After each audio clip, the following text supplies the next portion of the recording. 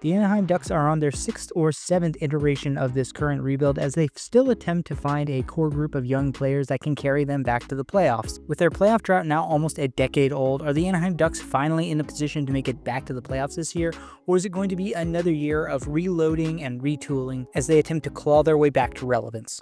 Forget me, for you should forget it. You're living in the past, man.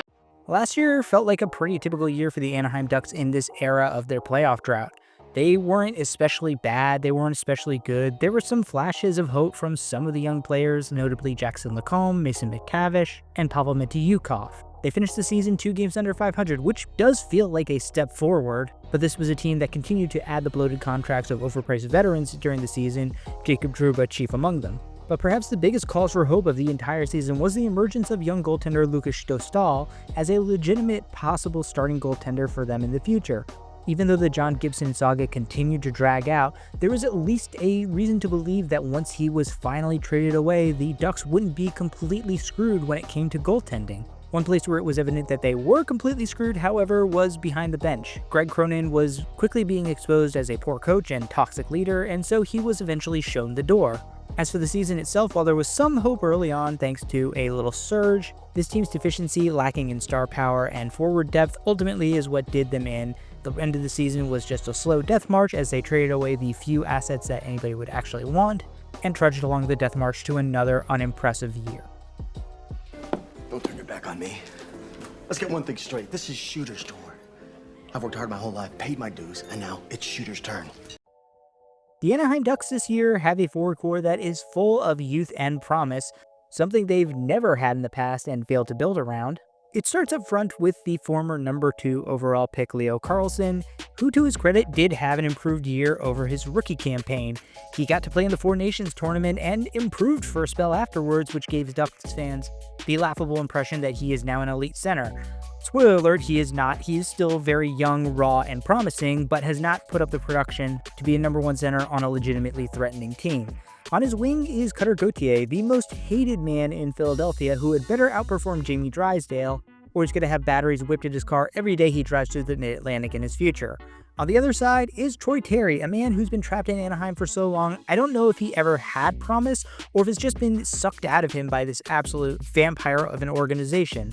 On the second line, we got Frank Vatrano, who's a fine player, but he just got signed to some bullshit deferred language contract, which means the LA Dodgers have now also begun to ruin hockey. Luckily, the Ducks don't have 1/10 of that organization's competence, so it probably won't end up mattering. He'll be centered by Mason McTavish, a guy that the Ducks actually managed to develop into a top 6 player.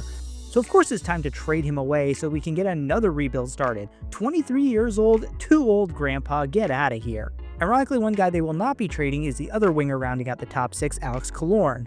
Much like Hugh Jackman as Wolverine, he'll be playing for the Anaheim Ducks till he's 90, thanks to the unbuyoutable contract that he signed. It's too bad nobody warned the Ducks that Killorn's production was entirely a function of him playing for an elite offensive club in Tampa. On the third line, we have 2 of our newest sacrifices to this literal Mickey Mouse organization in Chris Kreider and Mikael Granlund. We'll get into them a little bit later, and they'll be centered by the lesser Strome Ryan, who checked out so completely at the end of last season, I thought he just shoved a scarecrow on skates out there in his jersey. On the fourth line, it's Jensen Harkins and Ross Johnston, who are whatever, I guess people.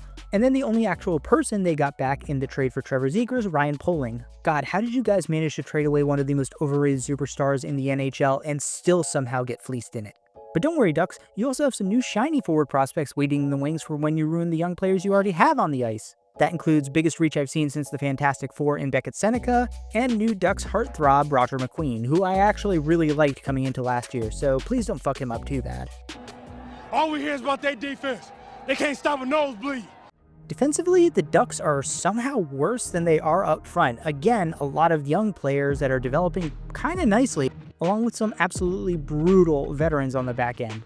There's Jackson Lacombe, who's actually suddenly good now. Ducks fans were about a year away from completely writing this guy off, and then he comes out and has an absolute barn burner of a season last year, to the point that he's getting invited to the US Olympic team camp. Good for him, man. I did not see that coming. Unfortunately, he is saddled on the top pairing with walking concussion dispenser Radko Gudas. He's the Anaheim Ducks captain, which is the most chaotic evil pick I have ever seen since the Bruins made Brad Marchand their captain. He's here to make knuckle sandwiches and dole out concussions, and he's all out of bread. On the second pairing, another promising young defenseman in Pavel Mintyukov, a guy that everybody swears is good but hasn't actually produced anything. Basically, he's the defenseman version of Leo Carlsson. He's going to be paired with another lumbering, overpaid vet with a penchant for doling out injuries in Jacob Trouba. He's a human elbowing penalty who's now been freed from the New York Rangers, and they've been freed from his abysmal contract. Although given the way Chris Drury and company treated him on the way out, I'm pretty sure he's going to be fine living on the sunny beaches of California. The bottom pairings rounded out by Olin Zellweger, another young defenseman who had the misfortune of not being tall, so Pat Verbeek apparently wants to jettison him, Andrew Helleson, who's pretty meh. There's also last year's first-round pick Stian Stolberg in the wings, and Tristan Luneau for when Zellweger eventually gets traded. Wait, it's not Goldberg. It's Russ. Here, take it. Thanks. The goalie! John Gibson, finally gone, but not forgotten, and his replacement will be the young Lukas Stostal, who established himself as a potential #1 goalie last year. Hopefully, the Anaheim Ducks don't waste his entire prime like they did with his predecessor. Peter Mrazek's been brought in to back him up, and unlike in Detroit and Chicago where they actually had him playing a significant number of games, he is perfectly suited to this backup role, so I really like this tandem in goal. You ain't gonna be able to hit them. They're too good and you suck something off. Yes, sir, I sure do. As I mentioned, Greg Cronin was revealed to be an incredible hack and apparently genuinely reviled by his players, so let's see who the Ducks brought in to clean up that toxic mess of a locker room. Boo this man! Could somebody please check Pat Verbeek for CTE? I get that you would want to follow up on hiring an unknown guy who turned out to be terrible with hiring an experienced veteran coach, but why on God's green earth would you go with Joel Quenneville, the guy who was allegedly involved with covering up a sexual abuse scandal, as well as a guy who looked pretty out of his depth the last time he was a head coach in the NHL with Florida, that Florida team that would eventually become an absolute powerhouse, by the way. But yes, Coach Q is still dangling those Stanley Cup rings in front of the owners and GMs at like catnip, and Pat Verbeek was the one that took a swing at him. And while I'm not so sure on the hiring from the player's perspective, it does make sense for Pat Verbeek, an old school guy who seems like he's a little bit behind the times and out of his depth. I think these guys can definitely lead the Anaheim Ducks to a Stanley Cup if they get in a time machine and go back to 2006. Since you're new here, I'm gonna cut you a break. The Anaheim Ducks made a lot of moves this offseason. Big moves. They finally traded away John Gibson to the Detroit Red Wings in exchange for Peter Mrazek and some picks, which is pretty decent.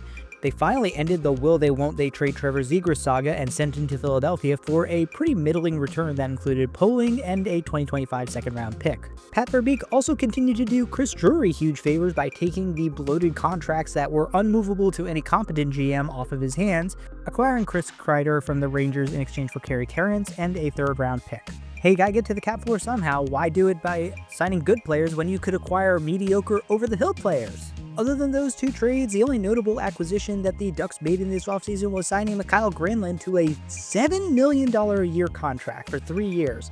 While the term is not terrible, $7 million for him is bonkers. Again, Pat Verbeek must have only been watching tape from the Four Nations tournament. In the NHL draft, the Anaheim Ducks took one of my favorite players in Roger McQueen at pick number 10, then dicked around until the second round where they took Eric Nilsson and Lasse Bolios. If it seems like I'm not that enthused by those two picks, it's because I'm really not.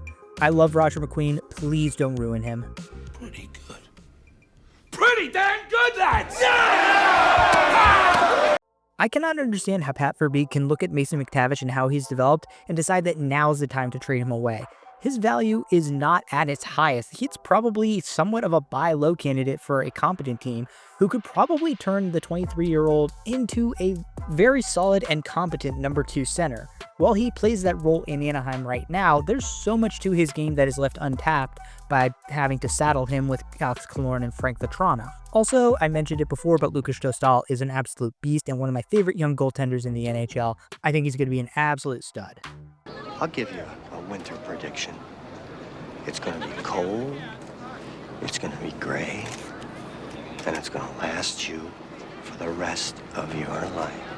Oh no, the Anaheim Ducks are probably going to miss the playoffs. again. It's almost like taking young forwards high in the draft doesn't do you any good if you don't know how to develop them properly. Part of that's done by smartly managing the cap, part of that's done by acquiring veteran leadership, and part of that is done by hiring competent coaches who know how to develop and get the most out of young players. Which of these do Ducks fans think has happened over the past year? I don't care if Beckett Seneca is the next coming of Jonathan Toews. There's absolutely nothing this organization has done to indicate to me or anybody else that they know how to properly build a solid team with and around him.